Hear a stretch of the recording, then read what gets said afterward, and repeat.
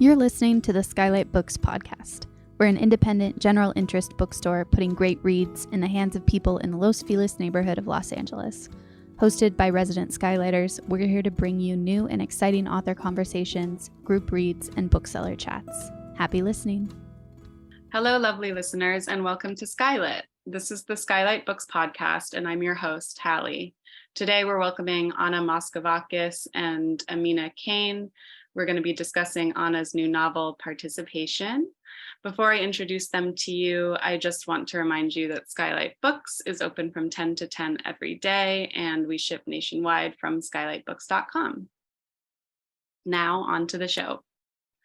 Amina Cain is the author of the novel Indelicacy, a New York Times Editor's Choice and finalist for the Rathbones Folio Prize and the Center for Fiction's first novel prize, published in 2020 by FSG, and two collections of short stories, Creature and I Go to Some Hollow. Her new book, A Horse at Night, on writing, is out with Dorothy, a publishing project. She lives in Los Angeles. Anna Moschovakis works with poetry and prose as a writer, editor, translator, publisher, teacher, and designer. Her most recent books are the English translation of David Diop's At Night, All Blood is Black, and Belladonna Chaplet from Preliminary Notes on Risk, and the novel Participation. She was raised mostly in California and lives mostly in New York. Welcome, Amina and Anna. I'm so happy to have you here today.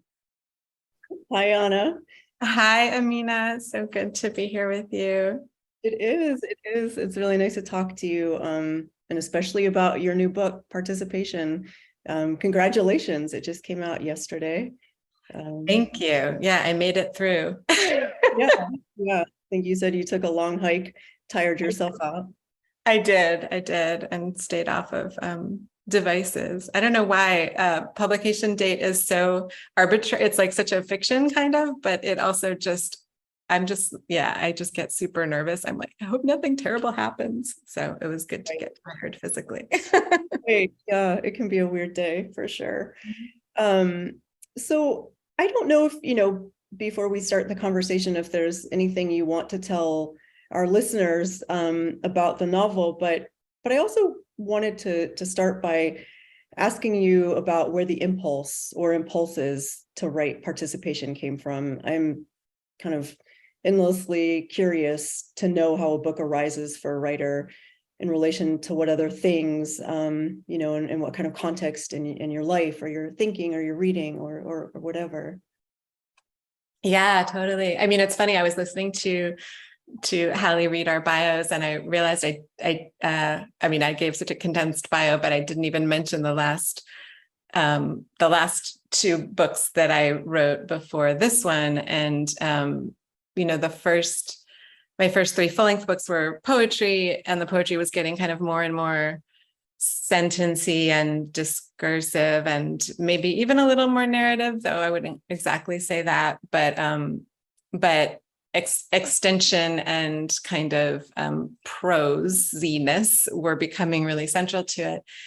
And then I found myself writing this novel called Eleanor, or The Rejection of the Progress of Love, which came out in 2018. And I think I expected to be writing like 100-page sort of not exact. I don't really know what a poet's novel is, but like I just expected to be writing something that was like not quite a novel, and it sort of turned into much more of a novel than I thought it would be, or than I thought I was either interested in or capable of writing. I sort of credit or blame that partly on the fact that I had just translated over the last decade sort of 5 novels, and I felt like there was something in me that kind of was transmitting that experience. But when that finished and came out, I found myself certain I would return to focusing on poetry, and I did, and I've continued to write poetry, but also this other thing started to happen. And I think I felt like, oh, maybe this is going to be that novel I thought I was going to write, which is not quite a novel. And that's almost where the impulse or the challenge came. Like there were there was a lot of pressure that was inside me, not pressure in a bad way, but just like a feeling of the sort of fun I had writing the first novel that I had finished and released, because there had been many failures before that, and sort of a desire to like do something, follow a different novelistic impulse. So it kind of came from that, which I realize sounds like a pretty abstract. It's like a feeling. I mean, I think it's something you wrote in your book, A Horse at Night, which I just finished, and is so wonderful. But like, yeah, it came from an impulse to work on a problem with a certain kind of feeling around it that was a little different from the one that had come before, but also came from my failure to do it the other time. And of course, I feel like I failed to do it again this time, but in a different way. Does that make sense? Yeah, no, it absolutely does. So there may be another novel that is reaching towards this problem, or it's so, I mean, when I think about this question of like the problem, that someone is sort of trying to get to, and that sort of catapults them into writing a book. I think of someone too, like Renee Gladman, who I know we both know, and we both, really love her work. But I feel like she's someone who is often working out, I had this like realization, I don't know if it's true, only she could say that like she loves the problems of writing, and that so much of her writing springs from that. And so it's interesting to hear you say something similar. And yeah, I didn't even, the fact that you're a translator, of course, like that too, it's like, for me, I don't translate, I just read. So it's like my reading might kind of come into the picture, but your work as a translator, like I'm sure, would kind of affect just what's floating around you, what's in your realm. And well, I think that Participation is a wholly original book.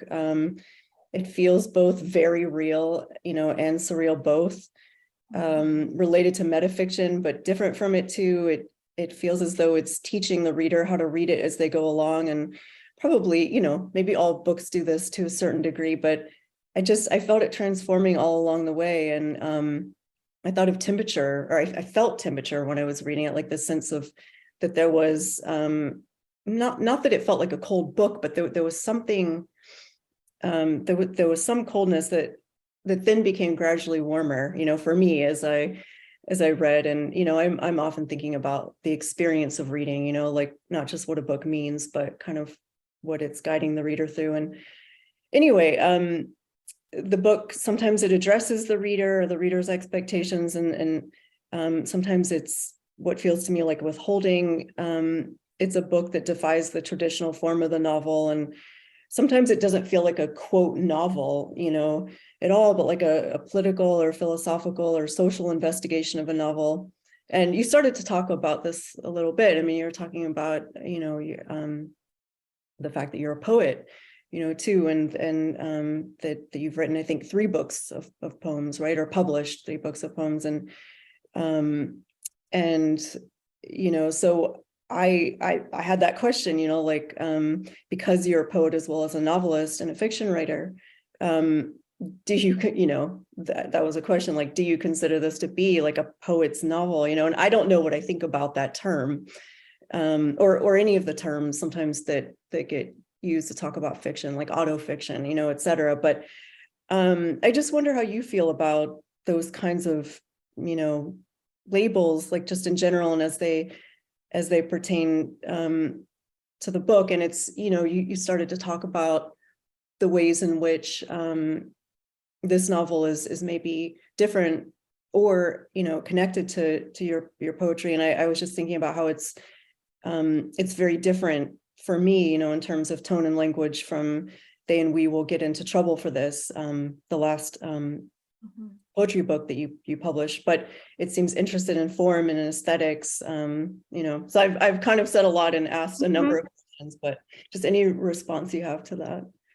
Yeah, totally. I mean, I've so many responses to so many parts of that. Partly, I feel like we've been so overdue to have a conversation because of not having to cancel a few due to quarantine, et cetera. So I'm like bursting with things to say, and also just having read your book. But to pick a few threads from that one, well, first of all, I really love that description and sort of agree with it, though I wouldn't have thought in terms of temperature of cold to warm. I do feel like participation, and this was something that really challenged me in the edits because I didn't know how much to allow this to be true and how much to try to sort of fix it. But I do feel that it begins almost like, I guess that pressure that I was talking about is so tight, I feel, in the beginning.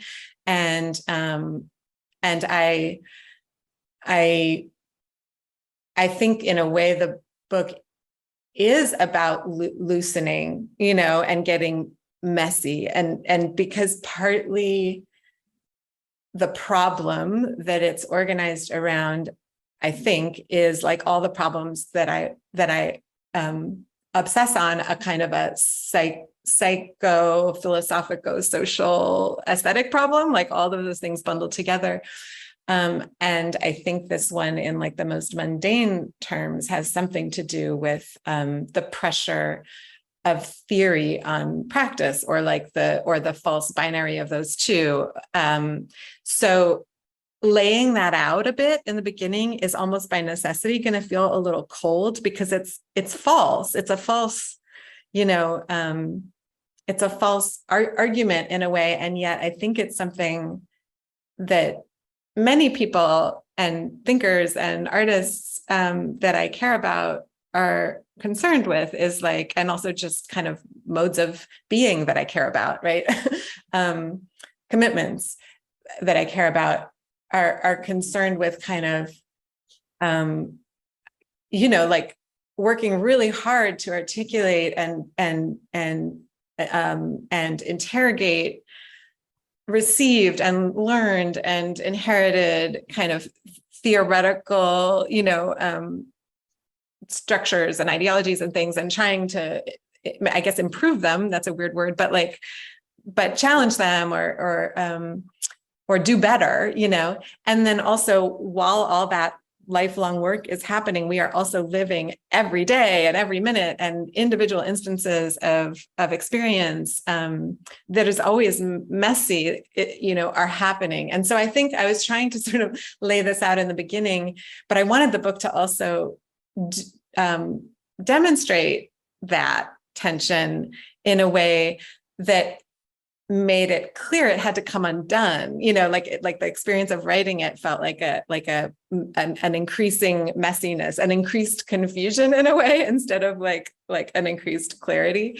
So yeah, I just, I felt really nervous, and I continue to feel nervous, but in those moments when you release the book to the printers, one of the things I was the most kind of nervous about, you want the book to find its readers, and I don't really have any attachment to there being a whole lot of them, but however many there might be, I don't want them to like put it down after 20 pages because they're like, so I was really like, how will it be? How can I indicate that this will get fleshier and messier, or maybe that it will shift. So I really appreciate that comment, and I think it connects to the idea of the poet's novel and autofiction and all of those names, which do sort of confuse me, or which I resist in a way. Like I impetuously said at some point when I started writing fiction to somebody who asked if it was autofiction. Well, all fiction is autofiction, which I sort of believe, right? but I think a poet's novel, is that just a novel written by someone who is a poet or who reads a lot of poetry, or is it a novel that poets like to read, or I don't know. But I do think that there are maybe this is a thing that maybe addresses that a bit. I do feel like there are kinds of books, including novels, that I, as a reader, don't feel the need to finish, that I love. I like go into them like you go into a body of water. And where I suspect that the writer wouldn't mind that because of the way, because one can get so much from them that way. I haven't yet written a novel that I feel that way about. Like, I mean, I don't care if somebody finishes my novel or not, but I want there to be a sort of reason to turn the page. And I don't know if that makes it less or more of a poet's novel, but I think, more than, I think some kind of mystery or suspense, or maybe this has to do with the withholding a little bit. I don't know, but I like that feeling of, desire to turn the page. And there's so many different ways to get there. But that feels important to me. So that thaw couldn't be so slow that people would be like, oh, the whole book's going to be just this like shiny, burnished thought object or something.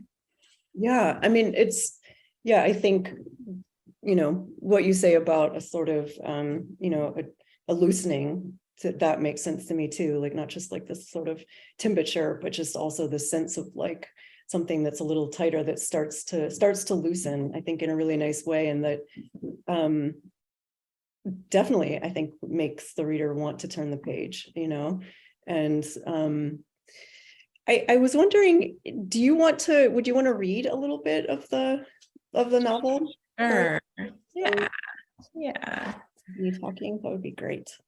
We very briefly thought about it. It's really hard to read from a novel, as you know, right? Like, and normally I just defer to reading from the beginning. At some point I realized I started writing like 12 to 20 page poems because those like perfectly coincided with the basic lengths of poetry readings. Like usually it's like 12 minutes or 30 minutes or, and that way I wouldn't have to decide, I wouldn't have to say, I'm going to read these four, or, just be like, I'm just going to pick one, but you can't read a whole novel. So, I'm just learning how to read from this book. I've only done a very, very few of these. But I'm going to read just like 3 pages that are actually sort of toward the end or past the middle. But that I think are fairly self-contained. So there are 2 characters in the book, S and E, who have just met. And just met in person after knowing each other virtually through an online reading group about love. And they are in the country where E lives. E was the narrator of the first half of the book, and now there's a 3rd person narrator. And so this is a third person narration of the 2 of them. And the only other thing I think you might want to know is that there's a dog in here too. So I guess it's fitting that mine is wandering around. So there's 2 very short chapters. These are sections. They were city people, S and E.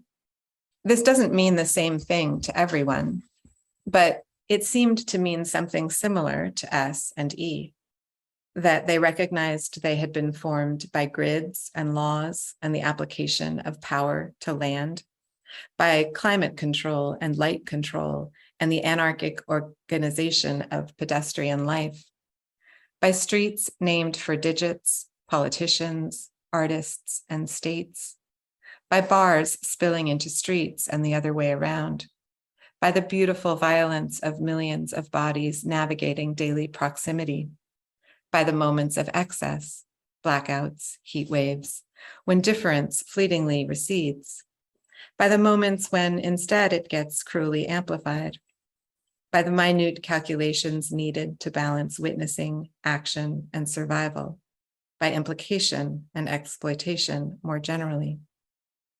They were also linked by their exposure, S's irregular but long-standing, E's increasingly committed and durational, to the non-city and to what it had begun to teach them about seasons, about autonomy, about vulnerability, about collaboration, about time. In this moment, They were city people or former city people walking a dog through fields of flagging goldenrod, expired late season blackberries, yellowing birch and reddening maple trees.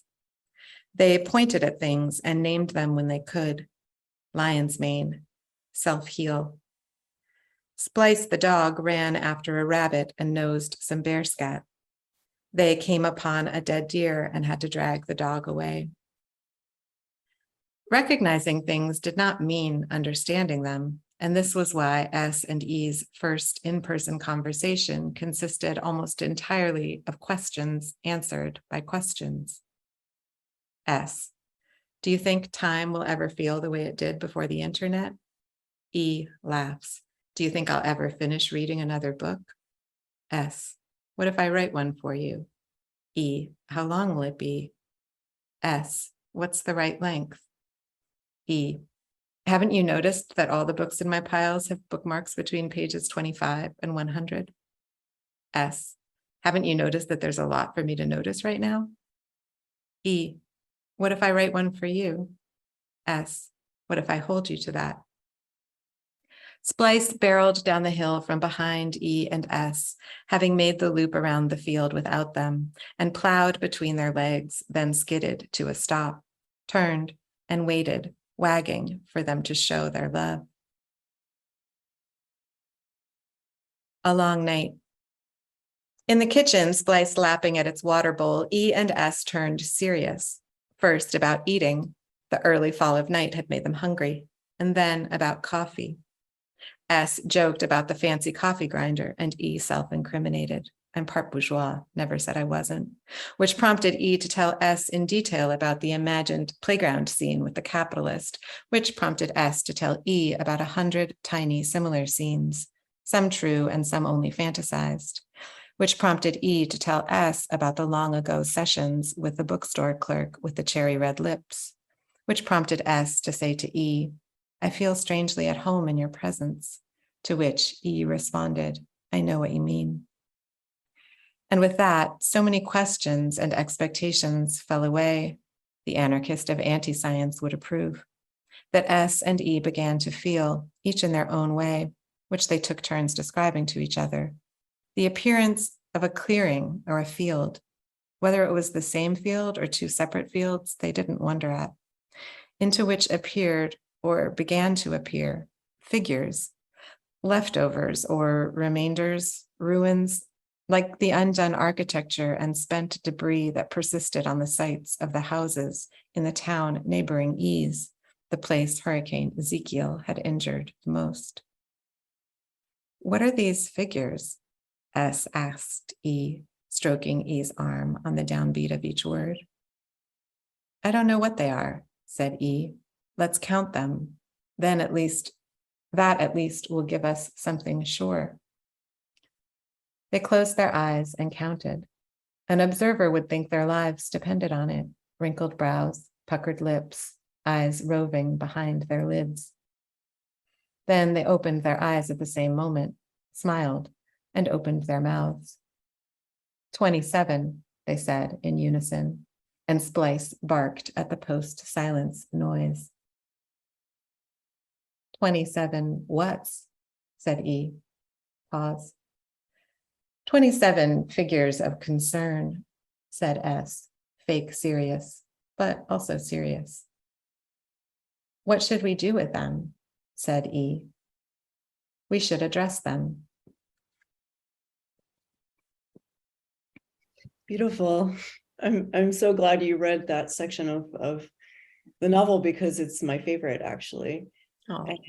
And I love that S and E kind of find themselves to be or feel themselves to be in this kind of field or clearing, in which these figures or ruins start to appear. And it seems to instantly bond these two characters, or maybe they're already bonding. It happens, they're already bonding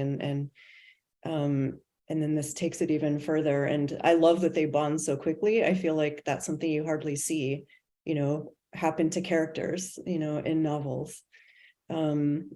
And they go together in this kind of this other realm, they're looking at these figures together and talking about them. And I don't want you to necessarily, like, I don't want to dissect what these figures are, or dissect this moment, but I wonder if there's anything you would want to share about this part of the book, or or the figures, or Eunice's relationship to them, or anything.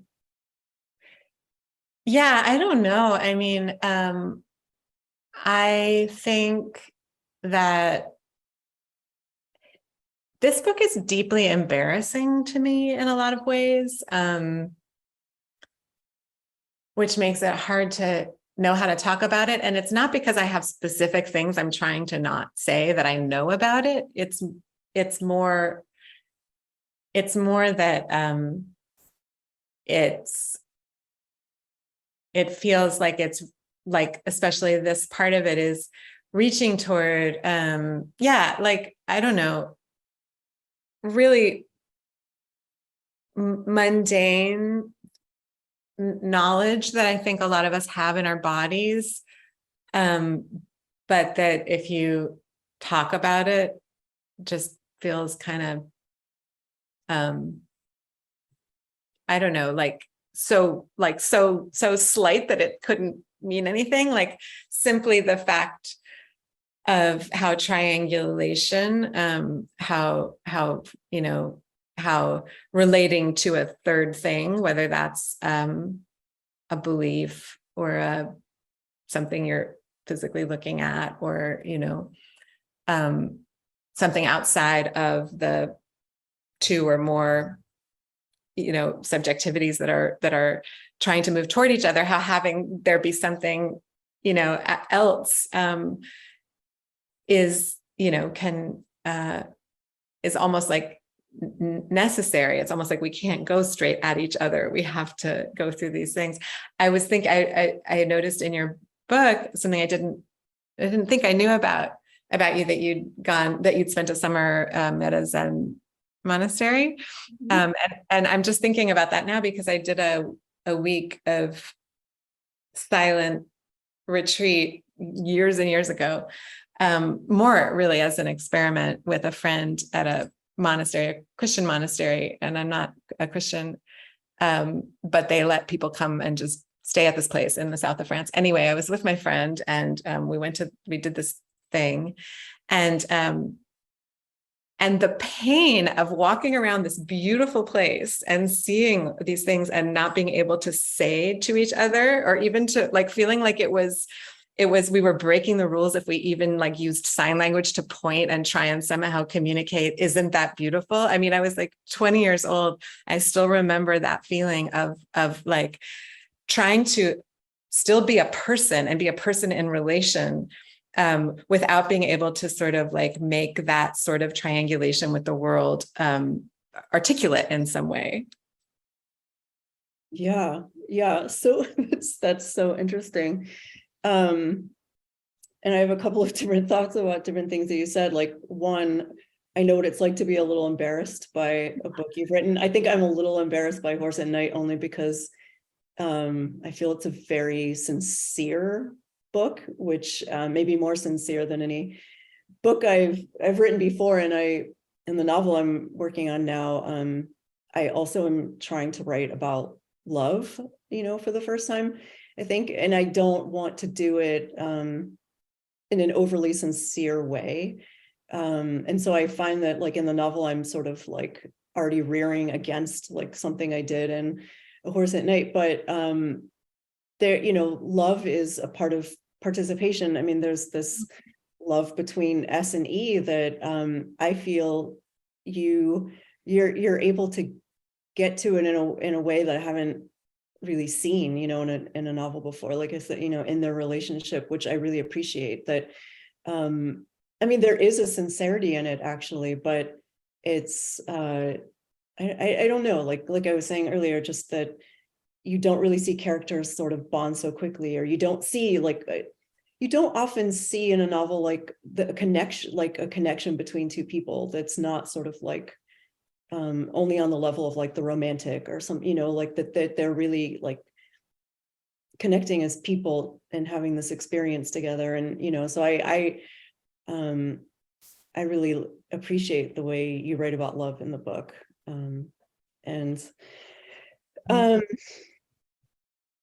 But I wanted to, I want to ask about the book's relationship to, we haven't really talked about this yet, but though you mentioned the hurricane, Hurricane Ezekiel, but the book's relationship to climate disaster, weather, extreme weather, hurricanes, flooding, especially as these things relate to something like love, but also community to human relationships.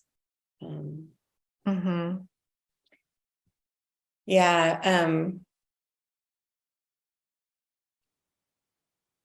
It's such a hard question, though I understand why you ask it, obviously. And one of the things that I was really panicked about at some point writing this book was it was like the height, like during the time when I was sort of finishing it. It took me a lot of years because I don't write that steadily. So a lot of things happened during the course of it. Yeah. But the term climate fiction arose or cli-fi arose, and then I think sort of maybe is fading a little bit all during the time that I was writing it. And at one point I was like, oh, I really don't want this, just because there is an event, there's like the climate related or just weather related quote unquote emergencies. I mean, they are emergencies, but there's so many of them, and they're so constant, right? Do play a part in the plot, such as it is in the book. I think maybe all of that stuff I just said, like all that hemming and hawing and all that difficulty in sort of saying, well, this is what that has to do with this, is what it's about. It's, it's more an articulation of I was thinking about, for some reason, I've been thinking about, some other from work I'm doing for another project, but the word instance, like an instance of something, what is an instance of something, right? It's a thing that can proliferate in multiple instances, but there's also a thing of which it is an instance, right? And I guess maybe if I think about the different, one thing that one of my primary motivators to write, or just struggles in life, is that I have this war going on in my head all the time. I grew up with a head sort of stuffed full, both from outside and inside, with kind of logical thinking and certain kinds of I studied in Montessori. I was in Montessori school for a couple of formative years. And so categorizing. And so there's I'm always well, there's these different axes that we behave, and then I just want to fucking destroy that. Right. So often when I'm trying to think about something difficult, I start by saying, well, there's all these axes that we're working on. And then I just hate myself for it. So, but I'm still going to do that a little bit here for a minute. Because I do think that there's a way in which the acute and the chronic is one way. There's the acute and the chronic, there's the individual and the collective, the empowered and disempowered. There's all these kinds of different axes on which we might find ourselves at a different point in that sort of 4 or 5 or 10 dimensional map, and intersecting in any of those moments with an instance of this catastrophe that we are living, of human civilization, and particularly the louder parts of it in our given historical moment, right? So I guess maybe a way to respond is that it's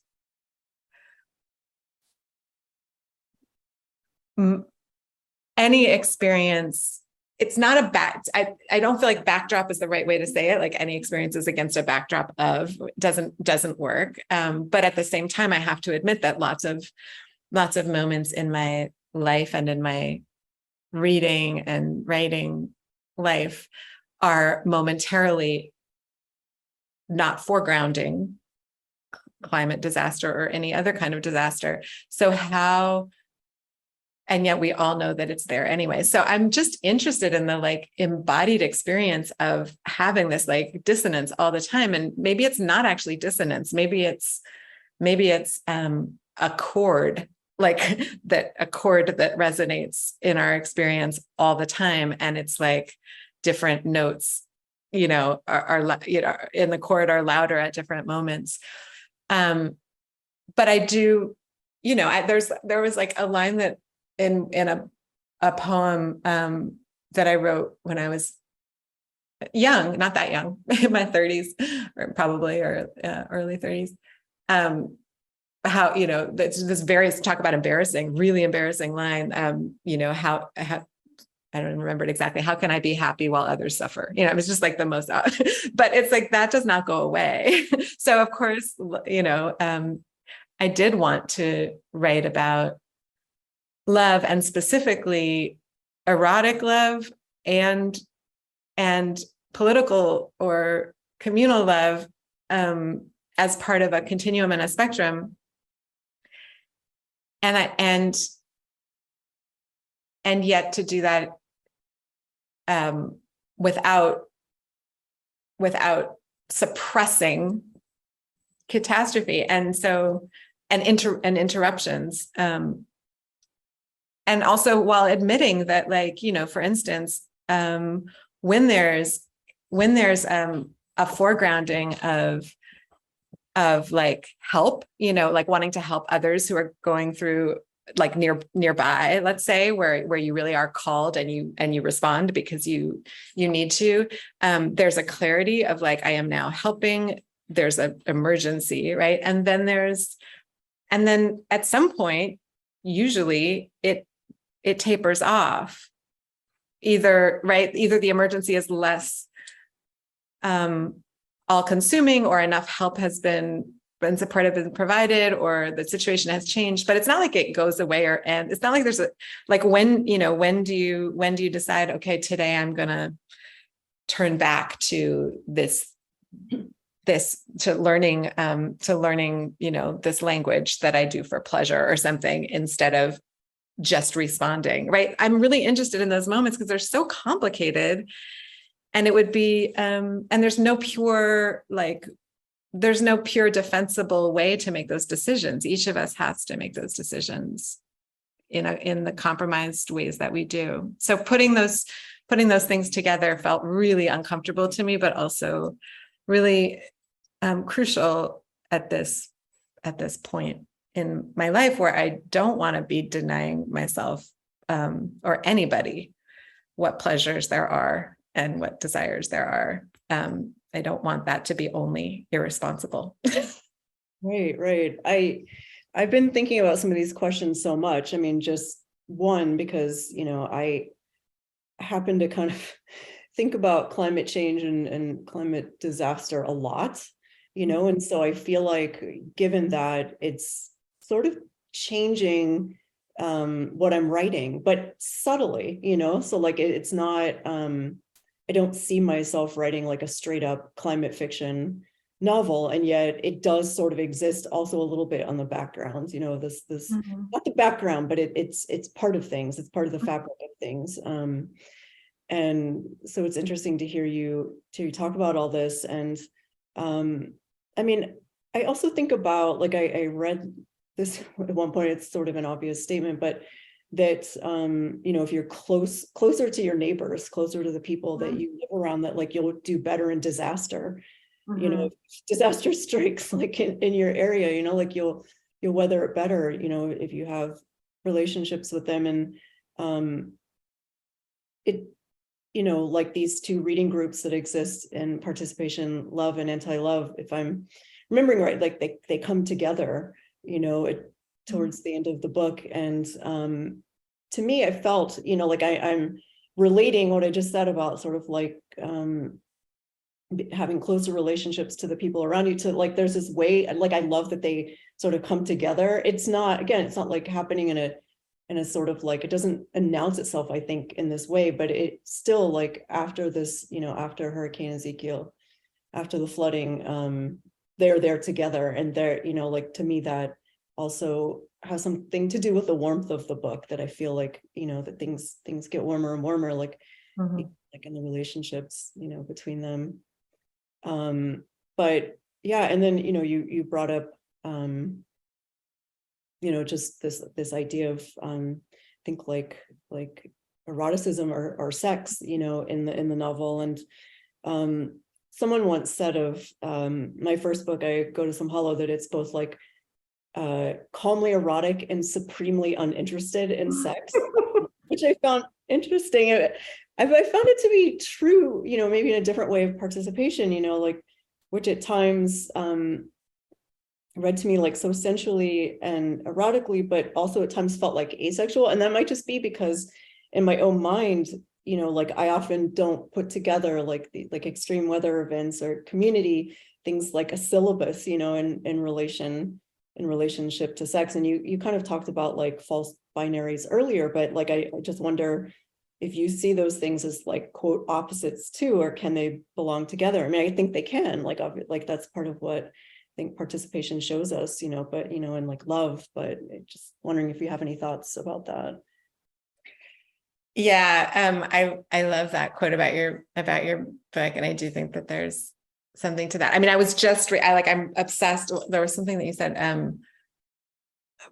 Yeah, I don't know, but I'm obsessed with this book that I'm reading right now called Disorganization and Sex. Does this happen to you? Like right after finishing my book, then 3 books show up that I'm like, how could I not have read this before that?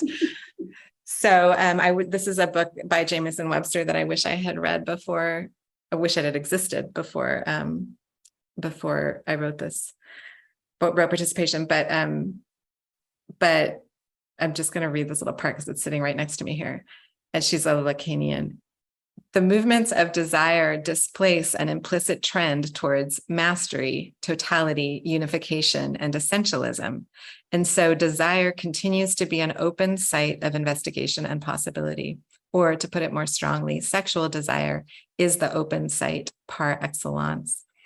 I thought about, as soon when I read that, I thought about the figures, I thought about the field, and I thought about also, but I also think like that, that there's this irony now where I read a lot of self-help because of another project I'm working on, but also, as with any kind of obsession, it's, it's also just a complicated interest. And I've always been fascinated by like,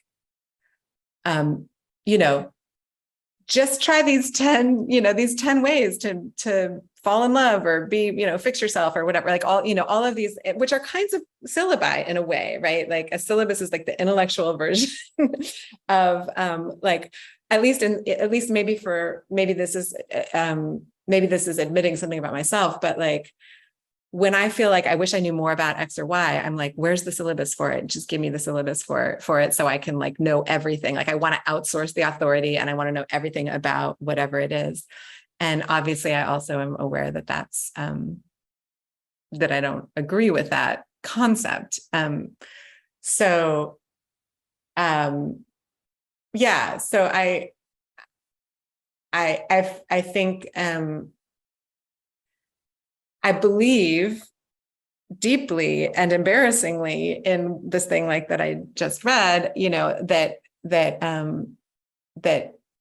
there is something in the erotic that breaks momentarily. Even that impulse to want the complete picture, even that impulse to want the perfect, complete, and whole understanding of something, like it has to break that. And at the same time, I think weirdly, like sometimes we have to give ourselves permission to even be open to that breakage by like reading things or like practicing ways to be more open to our desires, or so I'm just really interested in that like crazy knot that that ties those things together. And of course, power is like the hovering thing that that also expresses itself both in erotics and in syllabi and mastery, but in really different, I think, ways. And I think the one can sort of heal the other. Yeah. So I want to go back just real quickly before we close our conversation to something I brought up earlier on withholding. There's a way in which aspects of participation are kind of held apart from each other before they interact. So for instance, characters like S and E or the love and anti-love reading groups, I wasn't sure if they would ever come together. And I was thinking about your first novel, Eleanor, The Rejection of the Progress of Love. And if I'm remembering right, there's a kind of withholding that runs all the way through a piece of information that's never given to the reader. And I'm just curious to hear your thoughts about kind of what to give the reader and what to hold back more generally, but also in participation. Mm-hmm. Yeah, I mean, I thought about this question so much with Eleanor, where there's this thing that happened that is never named. And I think it has, and there are similar things that happen here in participation. And I do think that has, I think there are many ways to talk about withholding in fiction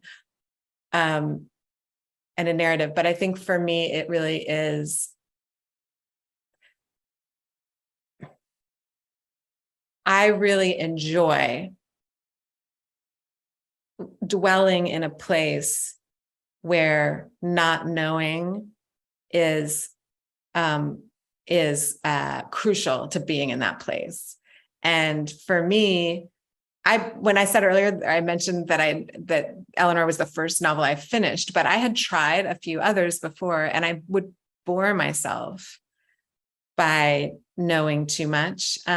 So I think it's a bit of a trick in a way, but I also think it's quite like just sort of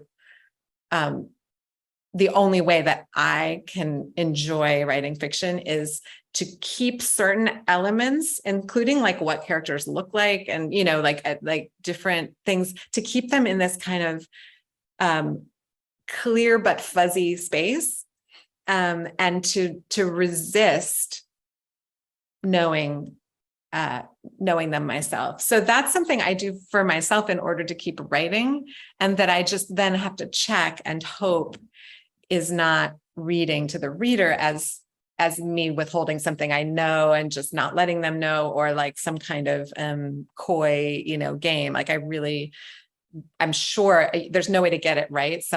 I'm sure some or many people would probably feel that, but that's not the intent. The intent is to actually have the book live in a space of fiction, which for me has to do with certain things being kind of just flickery and not known, including things that might feel like facts, that might feel like, how could you not know that about your character's backstory or something? But to me, that feels like really important somehow. Yeah. I like uncertainty, in fiction and in life actually, but and it's as a writer, I'm always very interested in that question, myself. Okay, well, it's been so good talking to you, Anna. Before we close, I just want to ask you one last question, which is, and you maybe hinted at it a little bit, but I wanted to ask what you're writing now, and if it does feel connected to participation, or if it feels like a departure from it. Yeah, I mean, I feel like we sort of talked about in the beginning, like it's always this ongoing thing, and it's like the things that the problems are going to be addressed in a different way. But I'm working on a novel. I'm working on poems, on a poem about risk, and actually a whole book of like poems and poem essays that all sort of have to do with